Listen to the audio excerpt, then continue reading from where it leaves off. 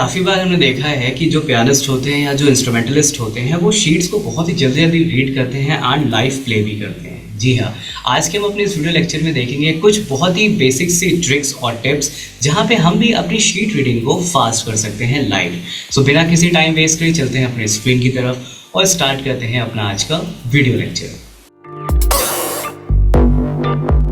तो सबसे पहले मैं आपको कुछ बेसिक्स बताऊंगा कि आपको स्टाफ लाइंस या लेजर लाइंस जो होती है उन्हें रीड कैसे करना है, राइट। सो बेसिकली हमारे पास जब हम लोग नोट्स की बात करते हैं, जो हमारे जो नोट्स होते हैं ये 5 लाइंस में ही लिखे जाते हैं, राइट। अगर हम लोग काउंट करें यहाँ पे तो हमारे पास जो यहाँ पे लाइंस गिवन है, राइट, हर एक शीट पे, चाहे वो किसी सॉन्ग की शीट हो या वो कोई क्लासिकल पीस की शीट हो, हर एक शीट में हमारे पास टोटल 5 लाइंस ही होती हैं जिन्हें हम लेजर लाइन बोलते हैं या फिर हमारे पास इसे हम कंप्लीटली बोलते हैं स्टाफ। यहाँ पे जैसे लिखा हुआ है staff is the foundation upon which notes are drawn, right. So ये हमारा स्टाफ होता है जिसके ऊपर अपने नोट्स को रखते हैं या हम नोट्स को ड्रॉ करते हैं, राइट।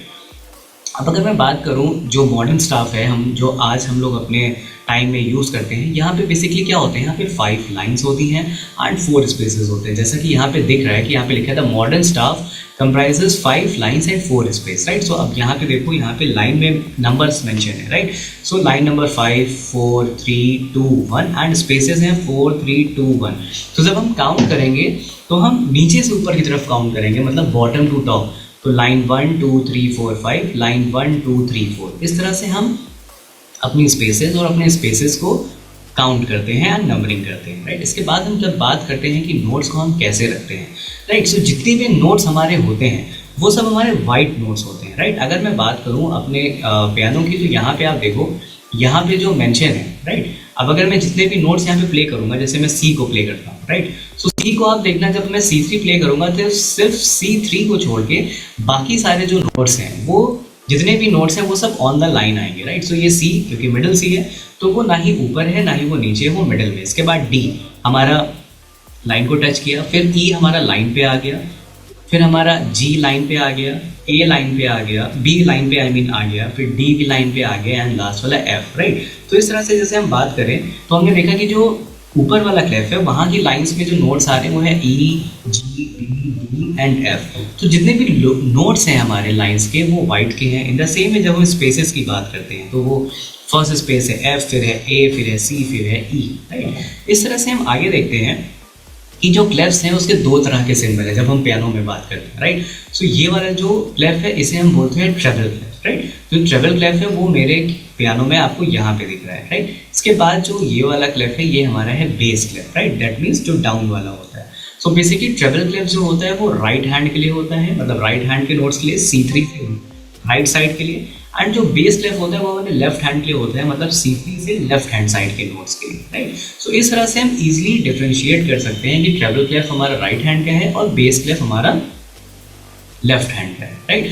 सो बेसिकली जब हम बात करते हैं अब हम मेमोराइज कैसे करेंगे, कि मतलब कि कौन सी लाइन पे कौन से नोट्स हैं, राइट। सो सबसे पहले जब ट्रेबल क्लेफ की बात करते हैं तो यहाँ पे लिखा है we will discuss the treble clef also called a G clef, right. So जो ट्रेबल क्लेफ होता है उसे हम जी क्लेफ भी बोलते हैं, दैट मीन्स इसे हम ट्रेबल क्लेफ भी बोलते हैं और हम इसे जी क्लेफ भी बोलते हैं, राइट। अब इसकी लाइंस की अगर मैं बात करूँ तो जो फर्स्ट लाइन होती है उसका नेम होता है ई। अब यहाँ पे बहुत ही शॉर्ट ट्रिक है, एक स्टेटमेंट है जिसे हमें मेमोराइज कर लेना है और जो स्टेटमेंट है वो है every good boy does fine, right. So हमने ध्यान करना है नीचे से ऊपर की तरफ। First line every good boy does fine. So every that means E, good that means G, boy that means B, does that means D and F is fine, right। तो इस तरह से हमने देखा every good boy does fine, E, G, B, D, F। तो ये हमारे notes होते हैं हमारे ट्रेबल क्लेफ की लाइंस के।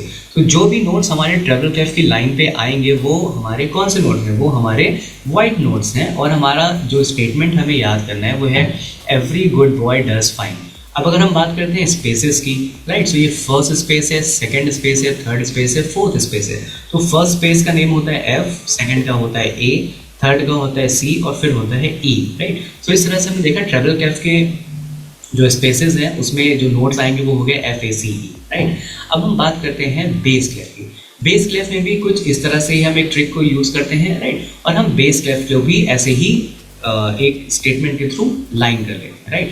सो बेस क्लेफ का जो लाइंस हैं राइट। उसमें अगर हम बात करें तो जो उसका स्टेटमेंट होता है उसे हम बोलते हैं good boy does fine always. अच्छा, एक चीज़ और यहाँ पे लिखा है, जैसे ऊपर हमने देखा था कि ट्रिपल क्लेफ का जो नेम होता है वो जी क्लेफ भी होता है, in the same way bass clef का जो नेम होता है वो एफ भी होता है, right. So bass clef is also known as F clef. यहाँ पे जैसे लिखा है let's discuss the bass clef also called the F clef, right. अब जैसे मैं यहाँ पे बात करूँ कि लाइंस का नेम क्या होता है, तो हमेशा की तरह हम इसको भी बॉटम टू टॉप काउंट करेंगे। तो जो लाइन नंबर 1 है वो हो गया गुड, राइट। अगर हम बात करते हैं लाइन नंबर 1 की, तो G good, then boy that is B, then does and then fine, then always, right. So अगर मैं देखूँ यहाँ पे तो जो नोट्स आ रहे हैं वो आ रहे हैं G B D F A, right. अब देखो यहाँ पे भी इस सेक्शन पे अगर हम देखें ये, तो इस सेक्शन पे जो नोट्स हाईलाइट है वो क्या है, फर्स्ट लाइन पे जी है, सेकंड पे बी है, फिर डी है, फिर आपका एफ है, फिर आपका ए है। इसी तरह से हमें जो लाइंस हैं बेस क्लेफ की, हमें उसके नेम्स मेमोराइज करने हैं, good boy does fine always. अब अगर हम स्पेसेस की बात करते हैं तो स्पेसेस में जो फर्स्ट स्पेस है वो है ए, फिर जी। तो इसका जो स्टेटमेंट है वो है ऑल काउज ईट ग्रास। तो इस तरह से हम स्पेसेस को एक बार मेमोराइज कर सकते हैं। तो इसका मतलब ये होगा कि जो नोट हमारी बेस क्लेफ की सेकेंड लाइन पे आएगा वो बी होगा। अभी हम सिर्फ नेचुरल नोट्स की बात कर रहे हैं, दैट मीन्स वाइट नोट्स की, राइट।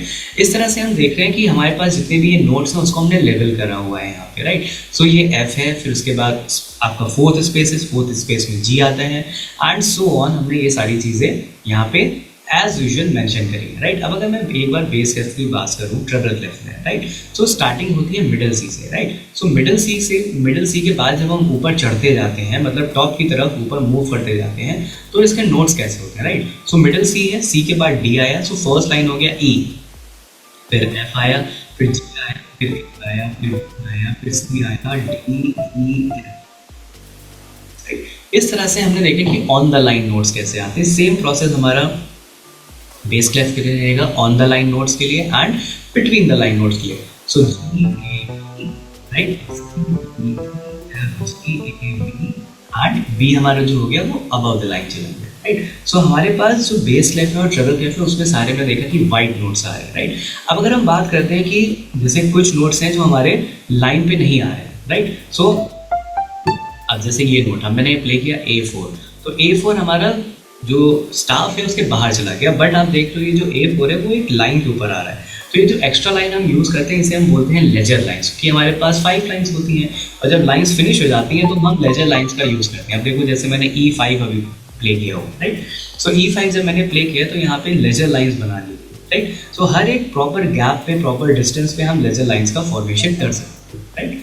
तो इस तरह से लेजर लाइन हमारी जो लाइन की कमी हो जाती है 5 लाइंस के अलावा, वो हमारी प्रॉब्लम को सॉल्व कर देती है। यही सेम चीज़ हम बेस क्लेफ में भी देखेंगे। सो जी फिर एफ, अब जो ई है देखो यहाँ पे लेजर लाइन पे आ रहा है। द सेम वे हमारे पास जब हम और नीचे चलते चले जा रहे हैं तो हमारे पास लेजर लाइंस बनती जा रही है, उसके ऊपर नोट्स आते चले, राइट।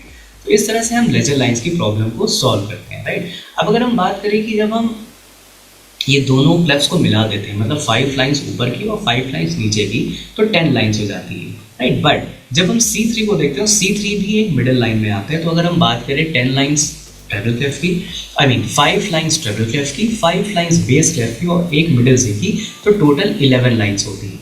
और जब हम ट्रिपल क्लेफ और बेस क्लेफ को कंबाइन करके बोलते हैं, मतलब एक पूरा नेम इनका जो होता है, तो उस नाम को हम बोलते हैं grand staff. So it means अगर हम ट्रिपल और बेस स्टाफ को एक साथ बोलेंगे तो वो हो जाएगा ग्रैंड स्टाफ, ठीक। और जो मॉडर्न नोटेशन हम लोग लिखते हैं, मॉडर्न नोटेशन हम जब लिखते हैं तो हम सिर्फ 5 and 5 लाइंस में लिखते हैं। दैट मीन्स 5 ट्रिपल क्लेफ के लिए लाइंस होती हैं, 5 बेस क्लेफ के लिए लाइंस होती हैं, और जो मिडिल सी होता है वो हमारा C3 होता है। इसलिए हम उसको जो 11 लाइन मिडिल वाली होती है उसको हम एलिमिनेट कर देते हैं, क्योंकि जितनी बार हम C ऐड करेंगे उतनी बार वो मिडिल लाइन पे ही अपने आप लेजर लाइन के साथ आ जाएगा, राइट। तो इस तरह से जब हम ट्रिपल और बेस को कंबाइन करके बोलते हैं तो इसको हम बोलते हैं ग्रैंड स्टाफ, राइट। अब जैसे यहाँ पे देखो विजुअल्स में दिख रहा है कि जब हमने मिडिल सी को प्ले किया तो वो ऑलरेडी एक लाइन पे आ गया। तो 5 लाइंस ऊपर की हो गई, 5 लाइंस नीचे की हो गई और एक लाइन बीच की हो गई, दैट मीन्स मिडिल सी के लिए। तो इसलिए जो C3 है वो मिडिल सी है और हमेशा जो मिडिल सी आएगा वो ट्रिपल और बेस क्लेफ के बीच में आएगा, राइट। अब एक चीज़ को मैं एक बार फिर से बता देता हूँ, जो हमारे स्पेसेस और लाइंस के नेम्स होते हैं, तो ट्रिपल क्लेफ के लिए जब हम मेमोराइज करते हैं तो उसका जो स्टेटमेंट होता है लाइंस के लिए वो होता है every good boy does fine. ठीक, फर्स्ट लाइन में ई, फिर जी, फिर बी, फिर डी, फिर एफ। अब अगर हम सेकंड पॉइंट पे देखें तो सेकंड पॉइंट में हमने देखा कि यहाँ पे स्पेसेस हैं, स्पेसेस के लिए हमने फेस, राइट। सो जो ट्रेबल क्लेफ है उसके लिए जो लाइन्स है every good boy does fine, and जो स्पेसेस है वो हो गया फेस। अब हम बात करते हैं बेस क्लेफ की। सो बेस क्लेफ के लिए जो लाइन्स है वो है good boy do fine on base, lines के लिए, एंड जो स्पेसेस है वो है all cows eat grass, that means A C E G and G B D F A. इस तरह से हमने देखा कि जो हमारे क्लेफ्स हैं वो हम कैसे इसको मेमोराइज करते हैं लाइंस को। जितना अच्छा से हमें ये जो लाइंस के नेम्स हैं, जो हमारे पास स्पेसेस के नेम्स हैं, हम इसे मेमोराइज करेंगे उतने अच्छे से और उतनी जल्दी हम इसको रीड कर पाएंगे। तो सबसे पहला जो स्टार्टिंग पॉइंट है वो यही है कि हमें जो हमारे लाइंस और स्पेसेस के नेम हैं वो हमें बहुत अच्छे से मेमोराइज होने चाहिए, कि हम are the spot, on the spot हम देखें और हम उसे तुरंत ही रीड कर ले जाएं और हम इंस्टेंट उसे मार्कअप कर लें कि ये नोट ई है या बी है या वो बेस क्लेफ का है या वो ट्रेबल क्लेफ का है। सो आज के हम अपने इस वीडियो लेक्चर में सिर्फ इतना ही रखते हैं। मिलते हैं नेक्स्ट लेक्चर में एक नए टॉपिक के साथ। Till then bye, signing off. For more details, visit www.88studiolko.com.